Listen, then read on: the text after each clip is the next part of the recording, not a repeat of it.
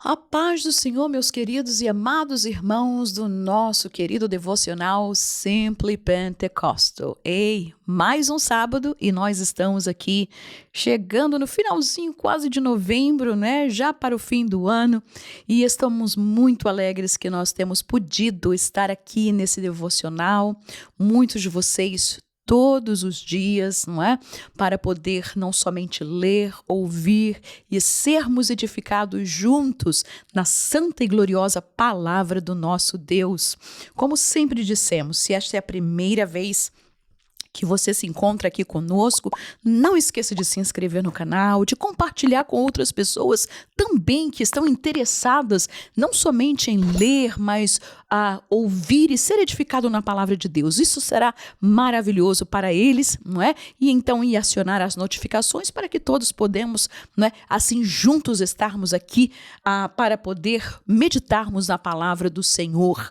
Hoje nós estaremos lendo os primeiros 14 versículos do capítulo 29 do profeta Jeremias. Portanto, fala sobre uma carta que o profeta Jeremias ele escreveu para aqueles que haviam sido levados ao cativeiro da Babilônia, na primeira etapa, aqueles que foram juntos com o rei Jeconias ou Joaquim, juntamente com os nobres da cidade, com artesãos, e nós vamos lembrar que neste grupo se encontrava então o profeta Daniel, os seus amigos, não é? E tantas outras pessoas que saíram, que foram levados ali para Babilônia. E então o profeta Jeremias, ele é inspirado por Deus para escrever uma carta trazendo a eles uma voz de esperança para aquele povo que ali estava naquele já iniciado cativeiro, não é? Que eles foram levados antes, e Deus dá algumas determinações e mostra para eles a bondade do Senhor para com eles também, porque afinal de contas, o cativeiro ou o exílio não era o final de Israel, aleluia. Deus ele tinha algo muito especial. E nós vamos ver aqui o que foi que Deus ele falou através desta carta enviada por Jeremias para os cativos na Babilônia. Diz assim então a palavra do Senhor. E estas são as palavras da carta que Jeremias, o profeta, enviou de Jerusalém ao resto dos anciãos do cativeiro, como também aos sacerdotes e aos profetas e a todo o povo que Nabucodonosor havia transportado de Jerusalém para a Babilônia. Isto, não é, no ano mais ou menos 597. Portanto, depois que saíram o rei Jeconias e a rainha e os eunucos e os príncipes de Judá e Jerusalém e os carpinteiros e os ferreiros de Jerusalém. Pelas mãos, ou seja, a carta foi enviada pelas mãos de Elasa, filho de Safã, e de Gemarias, filho de Uquias, os quais Zedequias, rei de Judá, tinha enviado à Babilônia a Nabucodonosor, rei da Babilônia, dizendo: portanto, o rei Zedequias, que era o rei que estava agora em Jerusalém reinando, após Jeconias ser levado para o cativeiro, e Zedequias envia estas pessoas, não é, para ir falar com Nabucodonosor à Babilônia, e Jeremias aproveita essas pessoas para poder levar esta carta para aquele povo. E então diz assim, é o início da carta: assim diz o Senhor dos exércitos, o Deus de Israel, a todos os que foram transportados, que eu fiz transportar de Jerusalém para a Babilônia. E ele diz: edificai casas e habitai-as, plantai jardins e comei o seu fruto, tomai mulheres e gerai filhos e filhas, tomai mulheres para vossos filhos e dai vossas filhas a maridos, para que tenham filhos e filhas, multiplicai-vos ali, ou na Babilônia, e não vos diminuais. Procurai a paz da cidade para onde vos fiz transportar, e orai por ela ao Senhor, porque na sua paz vós tereis paz. Aleluia.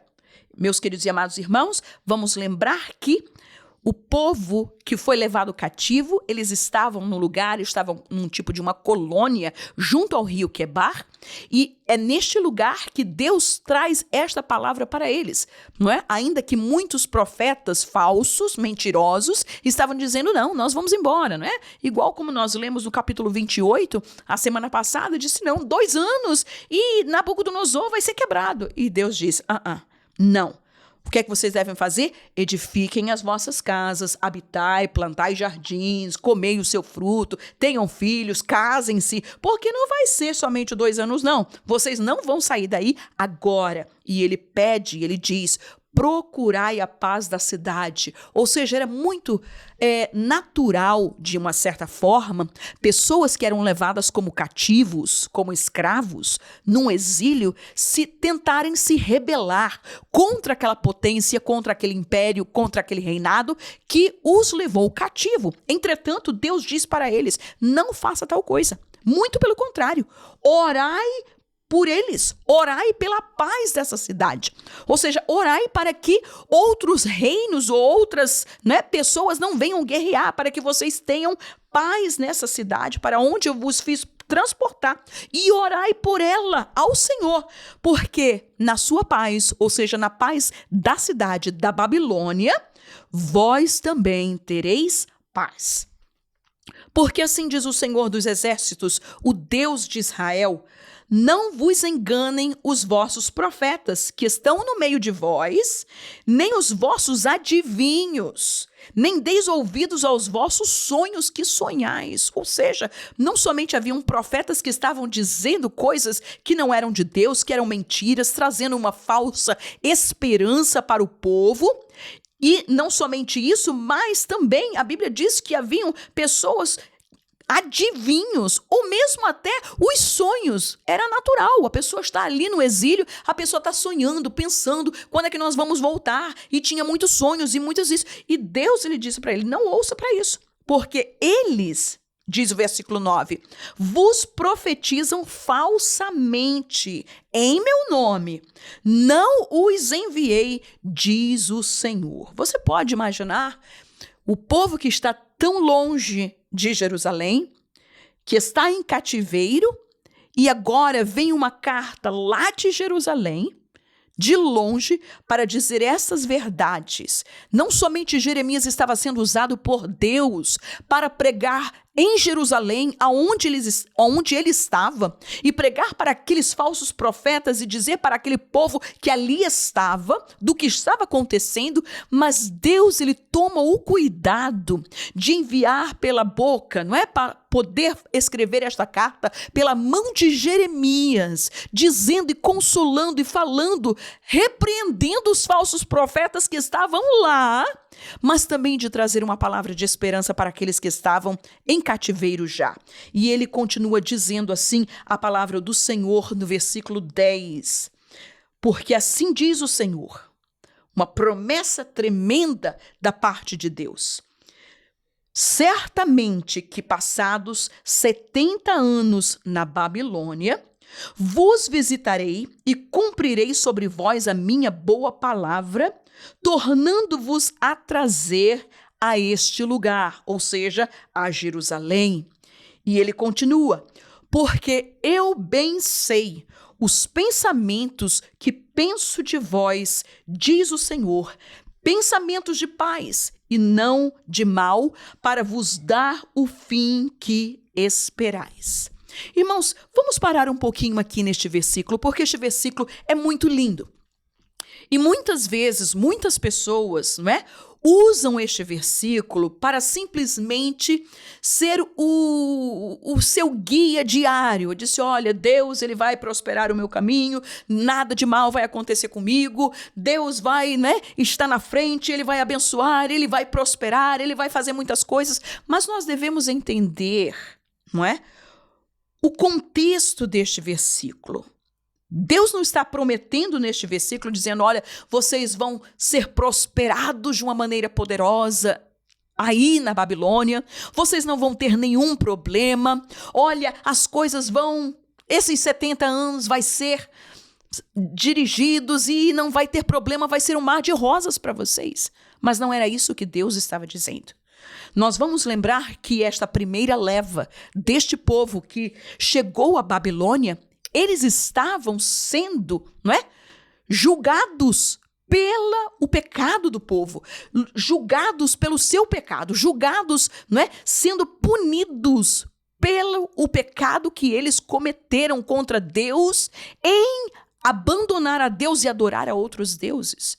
Portanto, aquilo que Deus está falando para eles ali não era de uma boa vida, muito pelo contrário. Nós vamos ver de que mesmo profetas que eram de Deus, como foi Daniel, passou muitas provações, sendo até jogado num poço cheio de leões, na cova dos leões. Nós vamos ver Sadraque, Mesaque e Abedênego, seus amigos, também. Deus havia colocado estes homens em lugares, em posições estratégicas no reinado da Babilônia, assim como ele fez também tempos depois com Esdras e Neemias e Ester, nos tempos dos medos e dos persas, por uma razão específica de um cumprimento, para que a promessa de Deus pudesse se cumprir na vida do seu povo e ajudá-los assim. Entretanto, Deus não estava dando passe livre para aqueles homens e mulheres que estavam no cativeiro. Como da mesma maneira, quando nós olhamos para este versículo, nós não podemos dizer, olha, irmãs, isso aí é igual aquele versículo, Romanos 8:28, que todas as coisas contribuem para o bem daqueles que amam a Deus. E nós podemos pensar, é bem, só vai acontecer o bem, só vai acontecer o bom, só vai ser maravilha, só vai ser prosperidade, só vai ser tudo de bom. Não, irmãos.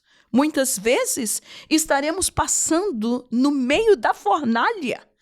Muitas vezes estaremos passando pelas águas. Muitas vezes estaremos passando por enfermidades. Muitas vezes estaremos passando por situações difíceis, calamitosas. Entretanto, esta palavra é escrita para que nós possamos crer naquele que a escreveu, naquele que a inspirou, dizendo que ele tem o controle dos céus e da terra. Ele tem o controle da humanidade. Ele tem o controle do seu povo, ele tem o controle da igreja, aleluia. E ele diz, olha, os meus pensamentos que eu tenho, é claro, os pensamentos de Deus para o seu povo, para os seus filhos, sempre serão pensamentos de bem, sempre serão pensamentos de fazer serem abençoados os seus filhos. Entretanto, muitas vezes, nós que estamos no caminho do Senhor, podemos estar passando por uma situação, podemos estar num cativeiro, podemos estar passando por uma situação completamente adversa. Porque eu posso entender de que homens como Daniel, seus amigos, talvez não fossem eles que estivessem lá adorando a outras divindades, como estava a maior parte do povo e até mesmo os sacerdotes. Eram homens tementes a Deus. Mas isso não quer dizer que eles não passaram, que eles não sofreram a consequência do pecado do seu povo. E por isso nós vamos ver muitas vezes, no caso como Daniel, orando, pedindo perdão a Deus. Mas, irmãos, não foi ele que pecou, mas ele estava pedindo porque o seu povo havia pecado. E ele fazia parte daquele povo.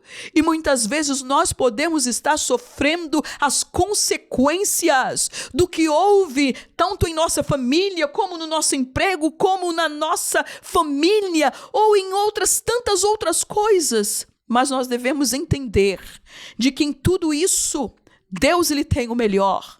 Foi assim como José, que ele disse para os seus irmãos, vocês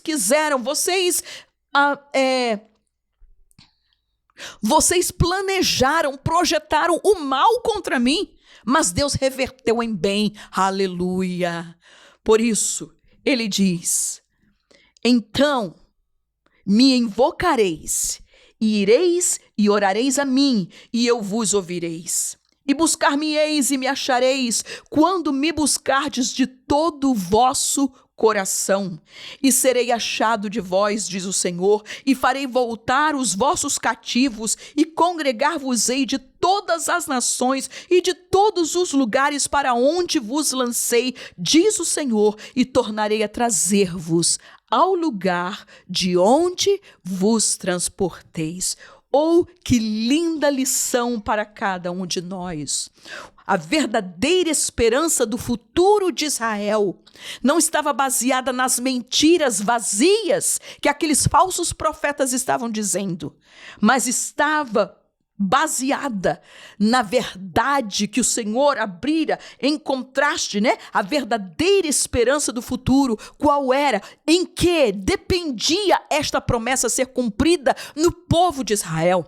Em que depende a nossa prosperidade espiritual está baseada também em quê, irmã Vânia? Em que é a promessa do futuro abençoado? O que é a verdadeira esperança do futuro para nós está baseado? É aquilo que ele diz no versículo 12. Então me invocareis, e ireis e orareis a mim, e eu vos ouvireis. Salmo 50, versículo 15 diz: invoca-me no dia da angústia, eu te livrarei e tu me glorificarás. Aleluia. E quando nós lembramos da mesma verdade, daquilo que havia orado Salomão, quando inaugurou aquele lindo templo, aonde a glória de Deus, a graça de Deus ali estava. E ele disse em 2 Crônicas, capítulo 7, versículo 14, e se o meu povo, né? Ele falou, olha, se o povo se desviar, se o povo pecar, olha para nós, tem misericórdia. E ele diz, e se o meu povo, que se chama pelo meu nome, fazer o quê? Aonde está a posição da igreja? Aonde está a posição do crente? Aonde está a posição de Israel? É se humilhar, é clamar e é buscar a face do Senhor. Mas não é buscar, Senhor, abençoe, não sei o que. Não. Ele disse, quando me buscardes de todo o vosso coração. Ou seja, buscando com um coração inteiro, com um coração contrito, com um coração disposto a abandonar o pecado e voltar-se ao Deus que está ali exigindo santidade, diferença, posição, aleluia, para cada um de nós. Ele diz, se o povo, qual é a posição do povo? Qual é a determinação? O que é que o povo tem que fazer? Se humilhar, clamar, buscar, aleluia. E se isso acontecer, aleluia, Deus falava, eu serei achado de vós. Por quê? Porque a parte de Deus é ouvir, é perdoar, é sarar a terra, aleluia. Portanto, meus queridos e amados irmãos, concluímos nesta manhã de sábado dizendo que podemos confiar nos planos, nos projetos de Deus para a nossa vida. Entretanto, cabe a nós, a cada dia, colocarmos em sintonia, igual como a gente faz antigamente no rádio, né? Que você sintoniza a agulhinha do seu rádio para poder ouvir melhor a estação. Temos que sintonizar a nossa vida espiritual. Como está o nosso caminho, como está o nosso coração diante do nosso Deus, fazendo o quê? Humilhando-nos, clamando, buscando, orando, aleluia, a fim que Ele possa ouvir, perdoar, sarar, aleluia, e então a promessa de Deus se cumprirá. Nem todos aqueles homens e mulheres que saíram com Jeconias para Babilônia voltaram 70 anos depois, mas o importante é que a promessa ficou de pé. E quando homens como Esdras, Neemias, não é?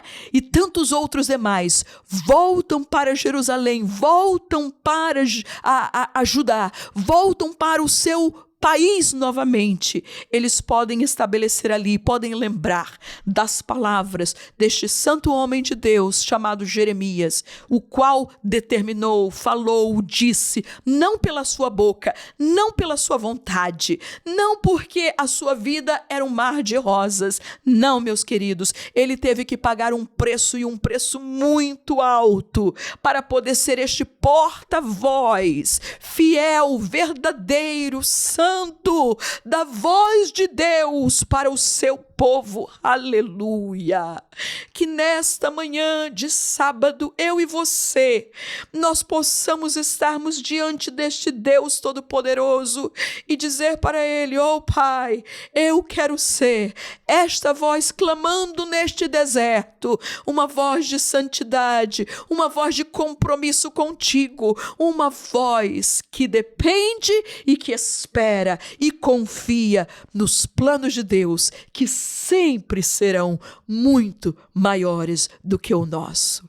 Que o Senhor Jesus possa te abençoar poderosamente, juntamente com a sua família, em nome de Jesus.